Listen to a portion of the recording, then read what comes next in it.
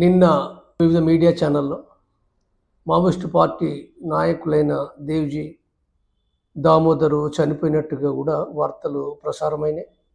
మరికొన్ని ఛానల్ లోపట battalion commander ఇడుమా చనిపోయిన తర్వాత బర్సదేవ సరెండర్ అయిన తర్వాత సోది పైన కూడా జరిగింది, సోది చనిపోయిండు లేదా మరికొంతమంది చనిపోయిండ్రు, టోటల్గా 5 చనిపోయిండ్రు అనే వార్తలు కూడా వచ్చినాయి. దాంట్లో సాహిత్యము తర్వాత మావోయిస్టులు అంటే బంకర్స్ కూడా కూలగొట్టిండనే విషయాలు కూడా కొన్ని మీడియా ఛానల్స్ రాసినాయి.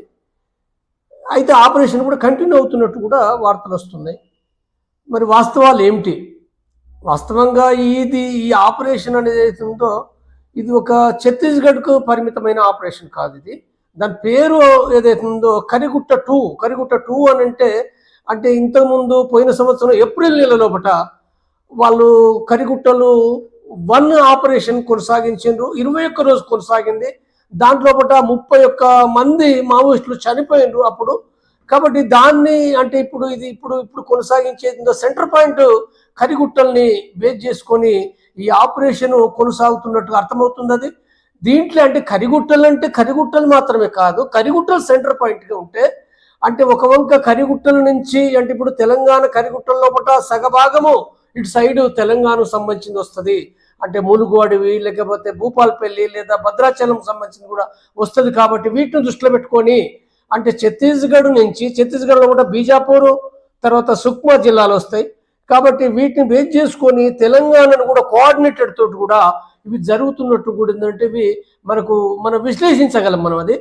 కాబట్టి ఇప్పుడు ఆల్రెడీ అంటే పోలీస్ అధికారులు అంటే 2-3 దఫాలుగా కూడా రాయపూర్లో మరొక చోట ఆన్లైన్ లోపల కూడా వీళ్ళు సమావేశం లోపల కూడా తెలంగాణ డీజీపీ ఇంటెలిజెన్స్ అధికారులు కూడా సమావేశం లోపల పాల్గొన్నారు. కాబట్టి ఒక కోఆర్డినేటెడ్గా ఇది జరుగుతున్న విషయాలు కూడా మనం చెప్పుకోవచ్చు. డీజీపీ శివధర్ రెడ్డి కూడా అంటే 4-5 రోజుల క్రితం కూడా ప్రకటించాడు.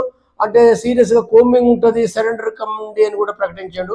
కాబట్టి అన్నీ విశ్లేషిస్తే ఏంటంటే ఇది ఒక కోఆర్డినేటెడ్గా ఇది జరుగుతుంది. కోఆర్డినేటెడ్ అంటే ఇప్పుడు ఇంకా అంటే అమిత్ షా హోంమంత్రి చెప్పిన దాని ప్రకారంగా అంటే 26 మార్చి 31 వరకు మొత్తంగా లొంగిపోవడము లేకపోతే నిర్మూలిస్తామని ప్రకటన చేసింది. కాబట్టి కేంద్ర ప్రభుత్వం దీనిని ఒక ప్రతిష్టాత్మకంగా తీసుకొని ఈ ఆపరేషన్ అనేది ఉందో చాలా అంటే బయటికి పొక్కకుంటేనే ఈ ఆపరేషన్ అనేది కొనసాగిస్తుంది. అది అంటే వాస్తవంగా నిన్న మొన్నటి నుంచి పేపర్లు వచ్చినప్పటికీ దాదాపు 4-5 రోజుల కాంచి ఇదంతా కూడా ఈ పోలీసు బలగాల కేంద్రీకరణ కొనసాగుతుంది. అది ఇటు తెలంగాణ ములుగడవిలో అంటే ఇప్పుడు భూపాలపల్లి దగ్గర నుంచి ఉన్న ప్రాంతం కానీ లేదా ఏటునారు ప్రాంతం నుంచి కానీ ఈ ప్రాంతాల్లో పాటు కూడా పోలీసు బలగాలు చెక్కింగ్ చేస్తున్నట్టుగా పెద్ద ఎత్తున బలగాలు వచ్చినట్టుగా తర్వాత 2 కొరియన్లను అరెస్ట్ చేసినట్టు కూడా ఈ వార్తలు కూడా వస్తున్నాయి. కాబట్టి ఈ ఆపరేషన్ అనేది ఉందో అంటే నిన్న అంటే చనిపోయినరు అనే వార్తలు అంటే గమనించినప్పుడు ఇప్పుడు బస్తర్ ఐజీ సుందర్రాజు చెప్పిన విషయం ఏంటంటే ఇంకా మేమేమి చెప్పమేము ఊహాగానాలపై ఏమి లేవు, మేము అంత అయిపోయిన తర్వాత చెప్పాలనుకున్నప్పుడు చెప్తాము అనే విషయం చెప్పిండు. కాబట్టి దీన్ని బట్టి గమనించిన అంటే ఇప్పటికీ చనిపోయినది అనేది అయితే కాకపోవచ్చు అన్నది అనిపిస్తుంది. వాస్తవంగా నిన్న దేవ్జీ దామోదర్ చనిపోతే కనీసం ఇవాటికైనా అంటే ఆ న్యూస్ స్పష్టం చేసేవాళ్ళు. కాబట్టి అది జరగకపోవచ్చు అనేది అనిపిస్తుంది.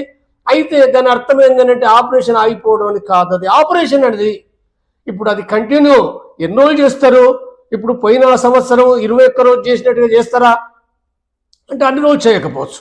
అన్ని రోజులు చేయడం ఎందుకంటే అంత బలగాలు కూడా మావోయిస్ట్ బలగాలు లేకపోవచ్చు. కాబట్టి కంటిన్యూగా ఉండకపోవచ్చు. కానీ ఏదైనప్పటికీ ఒకవేళ మధ్యన గ్యాప్ ఇచ్చినప్పటికీ ఆపరేషన్ కంటిన్యూ అవుతుంది. అంటే వాళ్ళు ఆల్రెడీ కేంద్ర ప్రభుత్వం ఒక ప్రతిష్టాత్మకంగా తీసుకుంటుంది. కాబట్టి కంటిన్యూగా కోఆర్డినేటెడ్గా ఈ ఆపరేషన్ కొనసాగే అవకాశాలు చాలా అతి తీవ్రంగా ఉన్నాయి. ఇక్కడే కాదు అంటే ఒరిస్సాలో ఇప్పుడు మావోయిస్టులు అంటే ఒరిస్సాలో కొద్దిమంది ఉన్నారు, జార్ఖండ్లో కొద్దిమంది ఉన్నారు, తెలంగాణలో కొద్దిమంది ఉన్నారు, ఛత్తీస్గఢ్లో కొద్దిమంది ఉన్నారు. ఈ 4 రాష్ట్రాలు ఉన్నారు. మిగిలిన రాష్ట్రాలు అంటే ఏఓబి కానీ లేదా ఎంఎంసి ప్రాంతాల్లో కానీ ఇప్పుడు లేరు, వాళ్ళు అక్కడ మొత్తంగానే లేకుండా అయినరు. కాబట్టి ఈ దాడులు అనేటివి ఎత్తున్నాయో వేరు ప్రాంతాలు కొనసాగే అవకాశాలు ఉన్నాయి. కాబట్టి నష్టాలు కూడా ఏంటంటే వాళ్ళు అంటే ప్రతిష్టాత్మక తీసుకున్నారు. కాబట్టి అంటే ఏదో ఒక రకంగా కొన్ని ఎన్కౌంటర్లు చేసి కొన్ని రిజల్ట్స్ చూపించడం అనేది ఉందో వాళ్ళు చేసే అవకాశం ఉంది. కానీ ఒక వంక ఇతరులు కూడా వ్యతిరేకిస్తున్నారు, ఎన్కౌంటర్లు వ్యతిరేకిస్తుంటే కూడా కేంద్ర ప్రభుత్వం వినే పరిస్థితి లేదు. కాబట్టి ఏం జరుగుతుందో మనం చూడవలసింది.